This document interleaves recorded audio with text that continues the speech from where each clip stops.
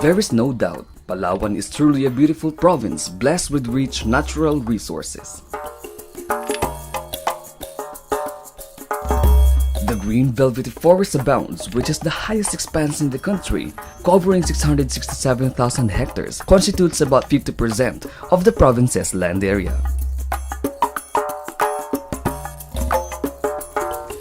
The mangrove forests continue to increase from 44,000 hectares in 1998 to 58,000 hectares of late, harboring fishery resources for the 1 million Palaweños.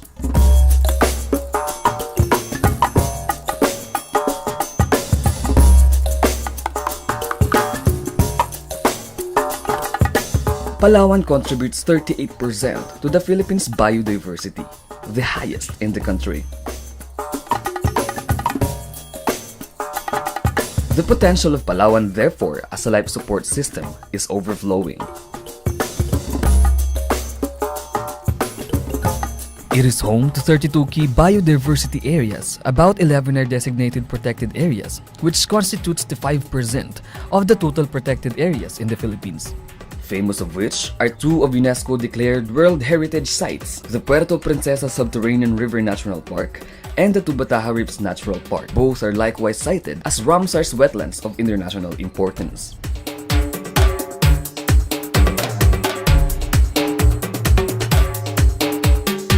UNESCO also inscribed Palawan as Man in Biosphere Reserves owing to its natural grandeur and the appreciation of the ECAN zoning strategy of the SEP law as a guiding strategy in balancing environmental protection and development initiatives for the reserves.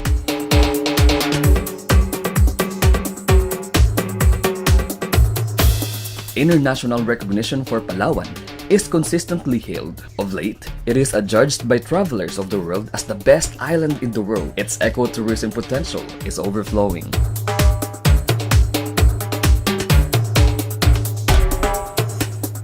Why can it be when Palawan flaunts not just its wide array of natural beauty and splendor, unique cultural heritage, but of its friendly and peace-loving people?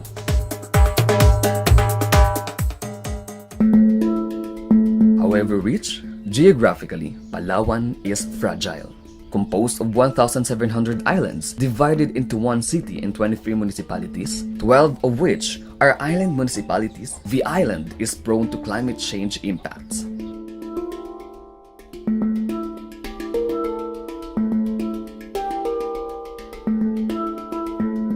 This indicates that while Palawan may be ecologically blessed, the utilization of its bounties for development must be cautious and must consider ecological integrity. So which will Palawan choose? Environmental protection or development?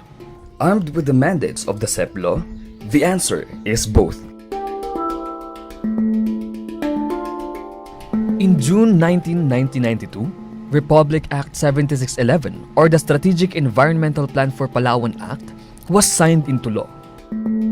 The SEP law is a comprehensive framework that guides local government units and all instrumentalities in Palawan how to sustain Palawan's development by recognizing the twin goals of environmental protection and development. It also promotes and encourages the involvement of all sectors of society and maximizes people participation, including tribal groups, in natural resource management, conservation, and protection. The overall goal of SEP is a sustainable development ensuring ecological viability, social acceptability, and integrated approach.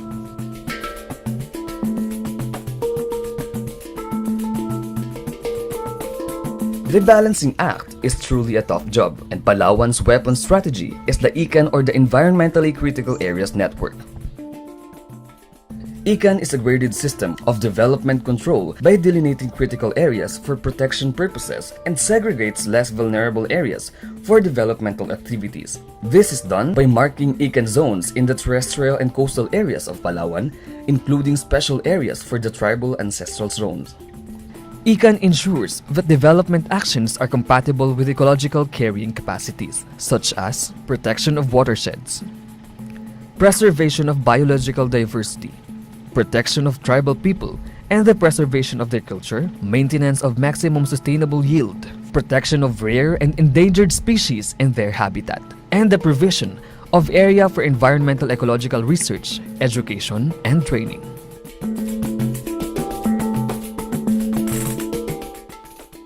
The ECAN maps of the whole province has been completed and is being used by LGUs as control map in locating respective projects in their localities.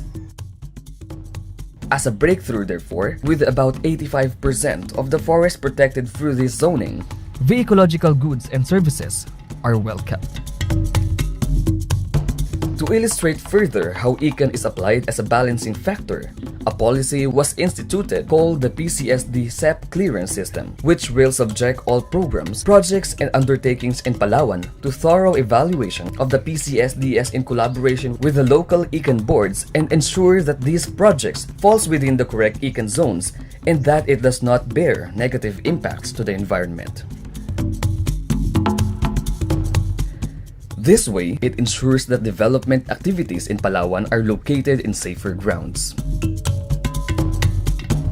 In support to ECAN's continuing environmental researches, environmental monitoring and evaluation and environmental education is continuously being undertaken.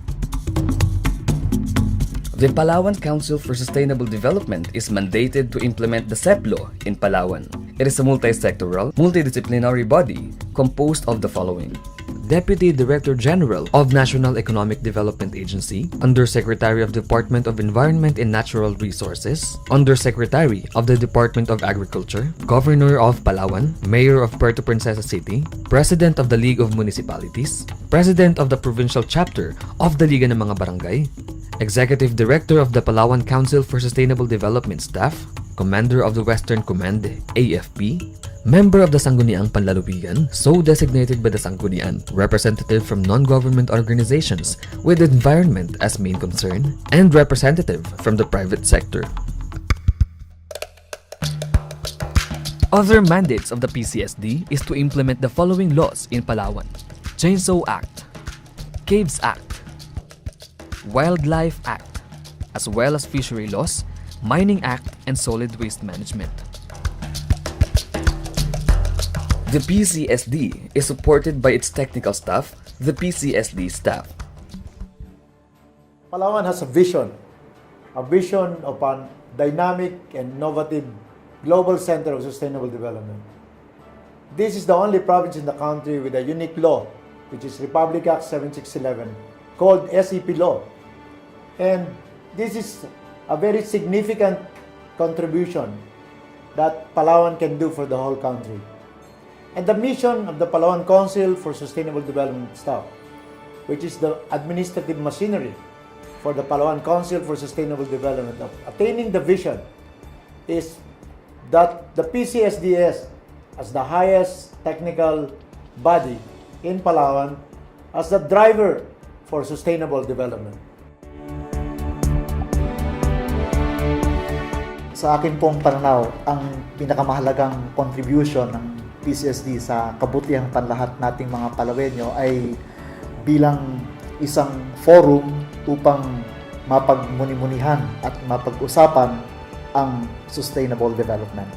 Of course, alam nating lahat na ang kahulugan ng sustainable development ay ang pagtaas ng antas ng kabuhayan ng kasalukuyan at mga susunod pang salinlahi sa pagtatalaban ng mga gawaing pangkaunlaran at pag-iingat sa kalikasan.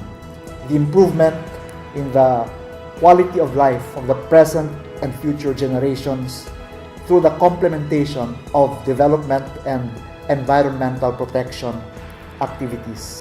The road to sustainable development is an uphill battle, but the PCSD, in partnership with major stakeholders of the province, managed to hurdle simple but remarkable gains.